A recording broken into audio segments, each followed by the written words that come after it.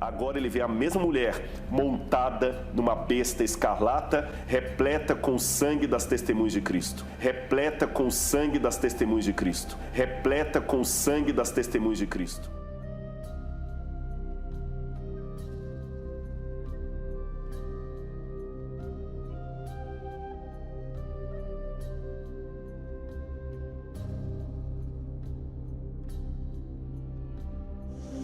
Estava cheio da sua gente escondida. Ele sabia que eu poderia delatá-los, mandar jogar todos na arena hoje. Eu lamento muito o circo de Nero. E lamento pela sua gente que morreu hoje. Eu lamento muito o circo de Nero. E lamento pela sua gente que morreu hoje. E vi que a mulher estava embriagada com o sangue daqueles que seguiam, no caso, nosso Mehushai, o Messias Yahushua, né? Ou seja, né, a mulher estava bêbada. A mulher ali, no nosso entendimento, no caso, a besta é Roma, a mulher é a cidade que aparece montada em Roma. Então a gente precisa, não só que Roma tenha derramado sangue, mas que o território do Vaticano também tenha esse sangue derramado, para que se cumpra, né, esse entendimento aí dentro dessa profecia. E é uma coisa muito impressionante essa planta que eu estou mostrando para vocês aí. Vocês viram aí nesse filme, né? Esse filme chama-se Paulo, o Apóstolo de Cristo, né? Esse é o título do filme. Você veja que ele lamenta o circo de Nero, né? A gente sabe que existia o Circo Máximo de Roma, né? Que é um circo que ficava em outro lugar. Também tem uma história interessante sobre ele, mas a respeito do próprio Inico, que eu vou comentar daqui a pouco. Mas assim, o Circo de Nero, olhe bem essa planta, gente. Essa é a planta do Vaticano. Hoje, a planta atual do Vaticano, né? Esse circo que ele citou ficava exatamente em cima de onde é o Vaticano hoje. E neste circo de Nero, muitas pessoas foram jogadas aos leões para serem comidas vivas. Então você veja que dentro do local ali onde é aquela praça de São Pedro, né, há um tempo atrás, pessoas foram assassinadas pelo Império Romano ali. E um ponto interessante quando a gente fala que literalmente Vática, a deusa, ou Vaticano, a cidade, está bêbada com o sangue desses que seguiam o Mehushai, o nosso Messias. Além disso, além deles terem morrido ali, né, despedaçados, né, pelos leões, né, pelos gladiadores e tal, eles foram enterrados, literalmente enterrados nesse pontinho amarelo que você vê. Pois ali os romanos chamavam de cemitério pagão, né? Depois, hoje virou a Gruta Vaticana e o túmulo de Pedro que eles falam, né? Onde inclusive aquele dossel está construído em cima, né? Continuando aquela incoerência, né, de não poder tocar em mortos, sabe? E a coisa que fecha, né? Então, literalmente, ela está bêbada. Houveram assassinatos, sangue foi derramado de inocentes ali, neste terreno que hoje está o Vaticano. Que coisa impressionante, né? Eu lamento muito o circo de Nero. E lamento pela sua gente que morreu hoje. Bom, agora eu faço a pergunta, gente, para vocês, né? Não seria estranho que no dia da beatificação do João Paulo II, quando o caixão dele foi retirado do túmulo e colocado dentro da basílica, não seria estranho que a festa da sua beatificação tenha sido comemorada num outro circo, no Circo Máximo de Roma, que foi outro local de assassinatos em massa? As pessoas não enxergam essas coisas, elas não conseguem ver essas coisas absurdas. É isso que eu fico impressionado, sabe?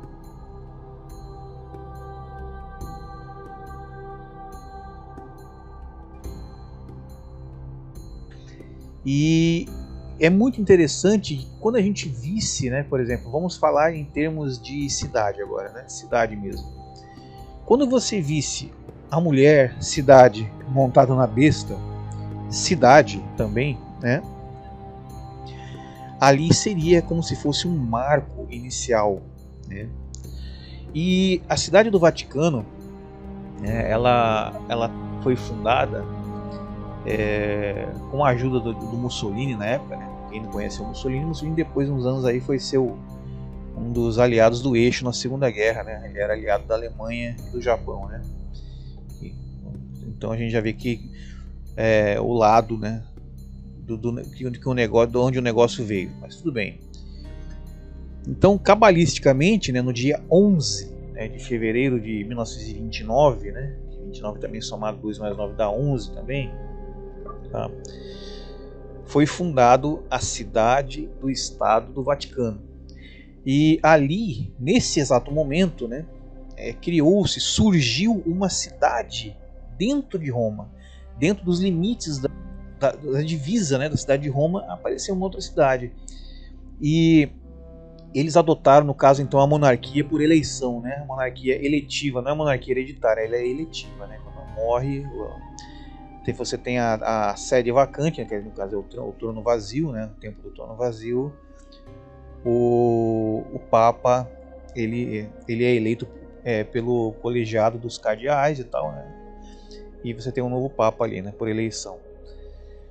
E engraçado, né? Quando a gente vai na profecia, então eu vi uma mulher montada na besta. Opa, eu vi uma cidade dentro da outra. Uma cidade dentro da outra. Ou uma cidade dentro da besta. Ou uma cidade dentro de Roma. Ou o Vaticano dentro de Roma, vamos dizer assim. E o que a profecia fala, né? As 7 cabeças são 7 reis. Então, o marco é esse. Ali começa uma contagem de uma dinastia de reis. E essa dinastia é a dinastia do fim, né?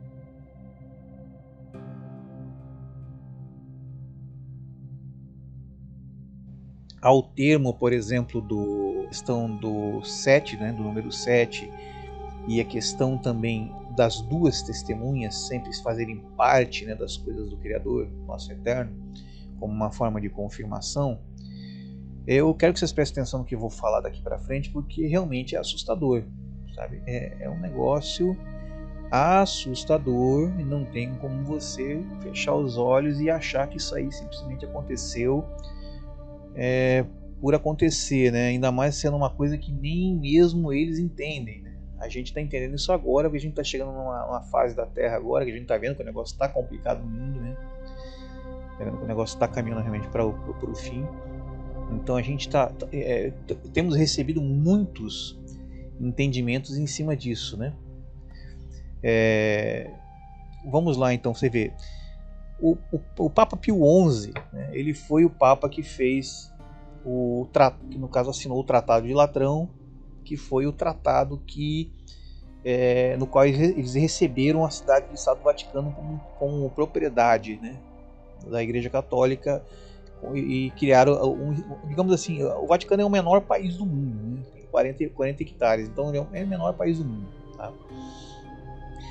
E a partir do momento que o Pio XI ele faz assina esse tratado, ele se torna o primeiro rei do Estado do Vaticano, tá? Isso está lá na história. Tem gente que diz que não, ele era rei, sim, ele foi o primeiro rei do Estado do Vaticano, tá? Isso aí é registrado. Então você tem o primeiro rei, e a profecia fala que a contagem são 7 reis, né? Então vamos continuar analisando isso daí. Nós temos o primeiro, que é Pio XI, e logo após o Pio XI veio o Papa Pio XII. Olha que interessante, gente.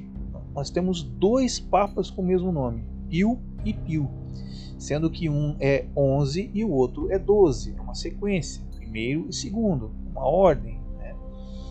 Se você somar 1 mais 1 é 2, Pio XI, 1 mais 1 é 2. E se você somar Pio XII, 1 mais 2 é 3, então você tem o 2 e o 3. E 11 mais 12 é 23 também. Você tem o 2 no primeiro e o 3 no segundo. E se você somar direto, você tem 23. e você tem duas testemunhas, você tem dois pios, né? É como se falasse, por exemplo, esses dois serão pios, serão piedosos, né? Esses aí você não vai ver nada. Então, logo após esses dois primeiros papas, nós temos o Papa João 23. Tá? O Papa João 23, olha só, eu acabei de falar para vocês, 2 mais 2 e o 3, 23. E 11 mais 12 é 23. E em seguida vem um Papa de nome João, e o número é 23. Tá? Vamos lá. Logo após o Papa João 23, nós temos o Papa Paulo VI. Então nós temos Pio duas vezes. Nós temos um João e nós temos um Paulo. Olha só, nós temos o primeiro e o segundo nome do candidato ao iníquo, a ser o iníquo.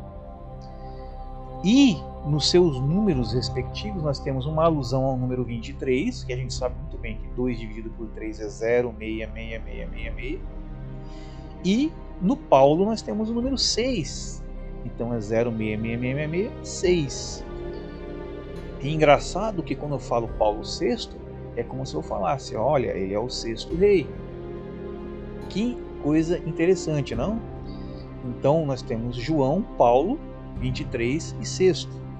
Então o nome aparece aqui quando você junta as duas testemunhas, né? Tem João Paulo. E depois do Papa Paulo VI, olha só o que acontece.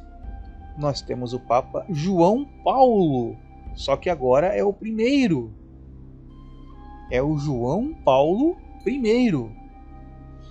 Então nós temos dois pios, duas testemunhas. Nós temos o Papa João 23 e Paulo VI. E depois nós temos o Papa João Paulo I. É inacreditável isso. Nós temos o testemunho duplo em andamento de uma forma inacreditável. E quando nós continuamos, quem veio depois de João Paulo I? Veio João Paulo II. Olha só, duas vezes outra vez. Duas vezes no Pio, duas vezes em João e Paulo, que é o primeiro e o segundo nomes. Nós temos um nome completo, no caso, no quinto rei. Nós temos um nome completo, no caso, no sexto rei. E nesse sexto rei, nós temos a alusão no Paulo VI. Tá? E olha só como o negócio está andando.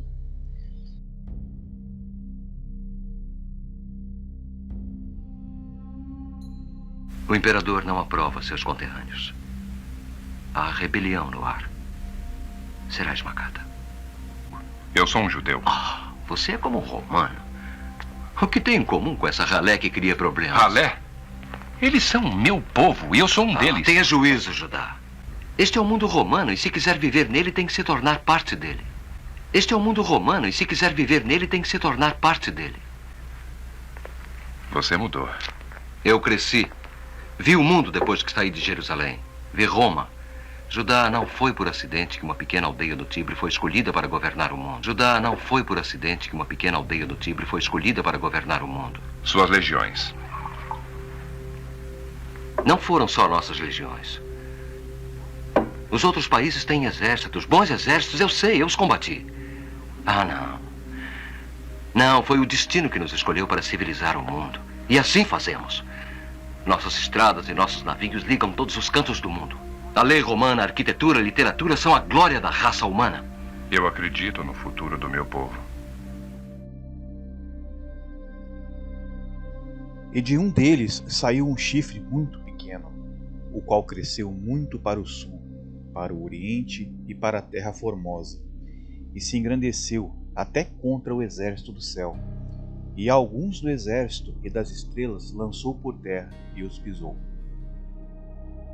Judá não foi por acidente que uma pequena aldeia do Tibre foi escolhida para governar o mundo. Judá não foi por acidente que uma pequena aldeia do Tibre foi escolhida para governar o mundo.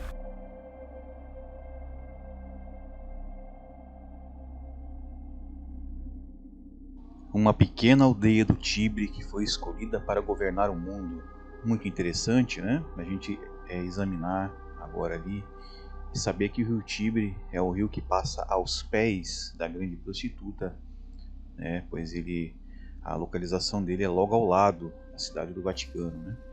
Mas desse mesmo local, às margens do Tibre, saiu uma aldeia chamada Aldeia dos Etruscos, né?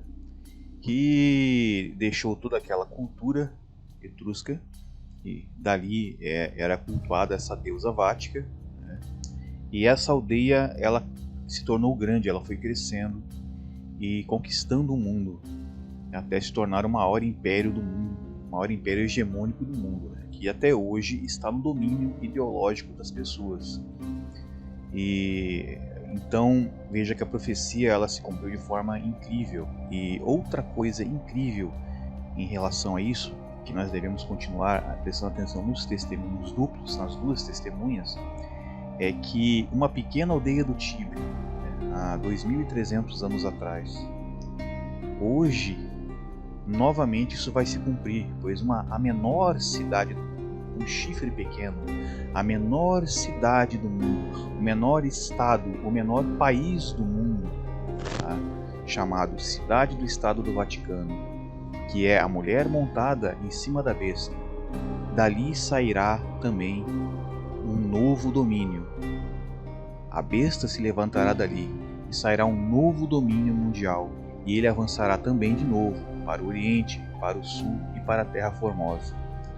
Então nós vamos assistir agora o segundo cumprimento, a continuação dessa profecia.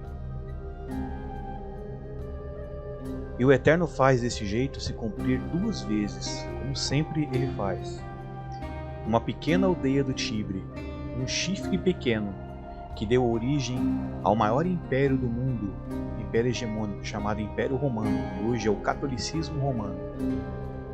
Ele faz que um outro chifre pequeno, também junto ao rio Tibre, novamente junto ao rio Tibre, chamado Cidade do Estado do Vaticano, dali também saia um rei que crie um novo Império Romano, um Império Romano renovado e domine a terra mais uma vez.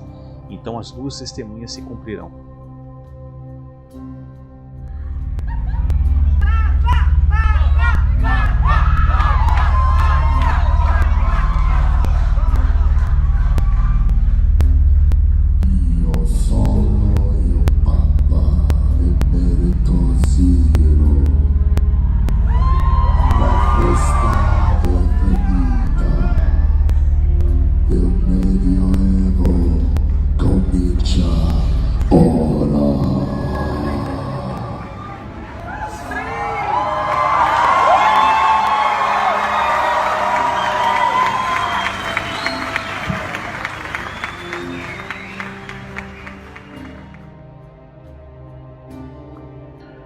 Até quando durará a visão do sacrifício contínuo e da transgressão assoladora, para que sejam entregues o santuário e o exército a fim de serem pisados?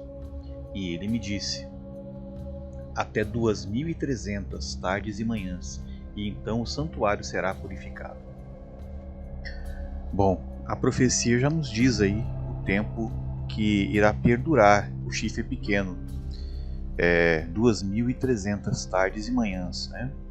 E é muito interessante a gente ver que, se analisarmos no caso a primeira instância, que no caso do chifre pequeno foi os etruscos e seu domínio através do Império Romano, né, a criação do seu império, a gente consegue observar que a partir do ano 270 antes da vinda do Messias, né, de acordo com o nosso calendário gregoriano, até o momento atual, né, para que se completem 2.300 anos, estaremos em 2030, né, segundo as nossas contas.